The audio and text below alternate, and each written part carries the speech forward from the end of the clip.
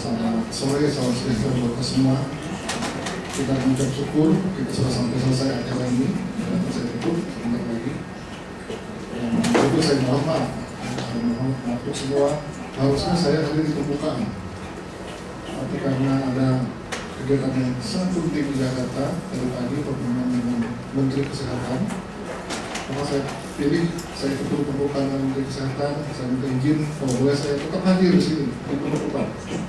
Jadi saya pulang pagi, nanti besok pagi-pagi saya balik lagi ke acara itu di Jakarta. Sudah masuk saya seperti itu. Demi apa? Demi kemauan kesehatan Kalimantan Tengah. Dan salah satunya tentang HIV/AIDS. Kalimantan Tengah sama-sama kita ketahui memang belum sedahsyat di Papua atau di DKI. Tapi kalau tidak, kita yang ada di sini yang sekarang menjadi pemegang peran untuk mau ke arah mana ini, mau kesehatan Kalimantan Tengah tidak secara maksimal berusaha mencegah HIV/AIDS, tentunya HIV/AIDS tidak menunggu waktunya untuk merebak di Kalimantan. Yang memang selama ini memang kurang di kita adalah contohnya pada waktu di riset Riskesdas tahun 2010-2007 ternyata cukup banyak anak-anak kita atau pemuda-pemuda kita yang bahkan belum pernah dengar tentang HIV/AIDS. Ini dari riset oleh Badan Kesehatan. Jadi mendengar sama sekali nggak. Banyak juga yang tahu tentang HIV/AIDS tapi belum pernah sekali pun mendapatkan penyuluhan tentang HIV/AIDS. Nah, itu tinggi. Jadi sebenarnya itu PR-nya. Selain jadi kalau saya sih memilah bahwa HIV/AIDS itu yang bagaimana upaya mencegah jangan sampai semakin banyak. Yang bagian yang kedua yang juga penting adalah bagaimana para pemerintah itu mendapatkan hak-haknya. Hak ini kan bukan hak berobat, hak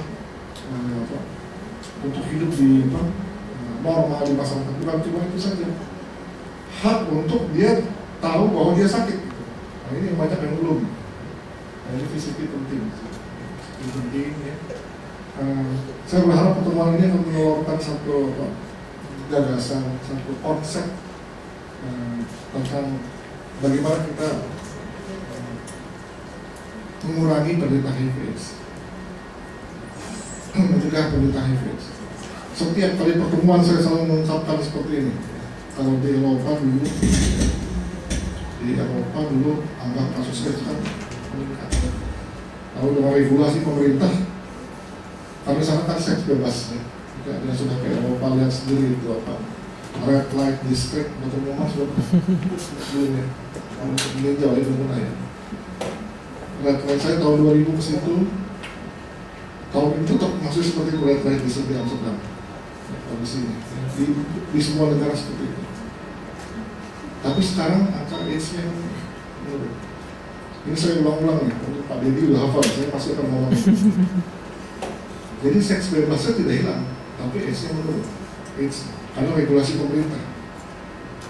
Nah itulah apa regulasi pemerintah, ya, aturan pemerintah yang ditaati oleh masyarakat.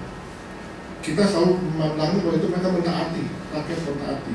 Sebenarnya kalau kita jangan melihat lalu menganggap bahwa orang Indonesia tidak taat kepada aturan.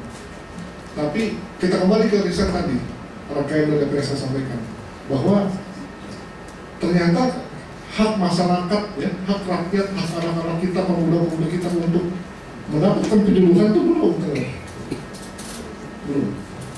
Jadi saya sudah apa yang saya sampaikan ke depan dulu sudah sampai ujung baik lagi. Ya. Jangan mengatakan kita nggak taat, jangan mengatakan masyarakat kita nggak taat. Ternyata penjulukannya yang belum sampai. 2013 diriset lagi. Nah, kalau saya sudah wanti-wanti kepada staf apa yang diriset 2007 dan 2010 akan diriset lagi 2013, berarti tahun depan. Jangan-jangan angkanya tetap sama, bahwa angka presentasi jumlah orang yang belum pernah mendengar tentang HIV/AIDS, orang yang belum pernah mendapatkan penyuluhan tentang Ada beberapa hal teknis yang seharusnya dari awal tadi sudah, kalau pembukaan tadi sudah saya sampaikan ya, kerjasama antara rumah sakit dengan LSM ya. Kemudian bahwa VCT juga saya tidak tahu ya apakah cukup efektif kalau hanya di rumah sakit, bagaimana kalau sampai di puskesmas, bagaimana jaringannya ya. Maksudnya jaringan antara rumah sakit dengan puskesmas untuk menjaring melalui VCT itu ya. Nah, mungkin mudah-mudahan pertemuan ini akan menimbulkan dan menjadi masukan buat kita. Untuk orang-orang yang peduli HIV/AIDS seperti KPA, ya, KPAG seluruh Indonesia, kita patut bangga, patut senang. Kita punya Menteri Kesehatan sekarang yang memang basicnya sebelum jadi menteri beliau adalah dikenal sebagai sekretaris Komisi Penanggulangan AIDS Nasional. Jadi saya perhatikan karena kalau diundang di pertemuan di Jakarta, bicara apapun minimal satu kalimat tentang HIV/AIDS. Ngomong imunisasi ada satu kalimat. Apalagi kalau ngomongin kebetulan ya hanya materi pertemuan cuma satu kalimat, yang lainnya HIV/AIDS. Tapi kalau ngomong lain, saya ngomong apa gitu ya, ibu dan anak ya, ada satu kalimat ada terucap begitu. Nah itu kita bersyukuri ya. Kita melihat wah menteri cuma nulis HIV/AIDS enggak begitu. Kita bersyukuri untuk perhatian tinggi. Mungkin itu juga saya harus balik sama saya kembali. Saya ingin bicara bersama-sama dan saya terima kasih dari kabupaten kota dan provinsi, bahkan Dr. Nyoman, Dr. Nanda yang betul-betul meluangkan waktu di sini, dokter spesialis, meluangkan waktu untuk pertemuan yang sederhana tapi sangat berpengaruh untuk masa depan sebenarnya. Sekali lagi terima kasih. Dan kita sudah ini Mas Kabupaten Kota. Ada dari Kobar sama dari sana. Oke, itu khusus tentang kalau Kobar memang ini ya cukup sensitif HIV ya, AIDS di sini. Baik Bapak Ibu, sebenarnya mungkin saya sangat dari satu sekali membuka pertemuan 99 pembuka, yang satu aja menutupnya. Nah ini Bapak.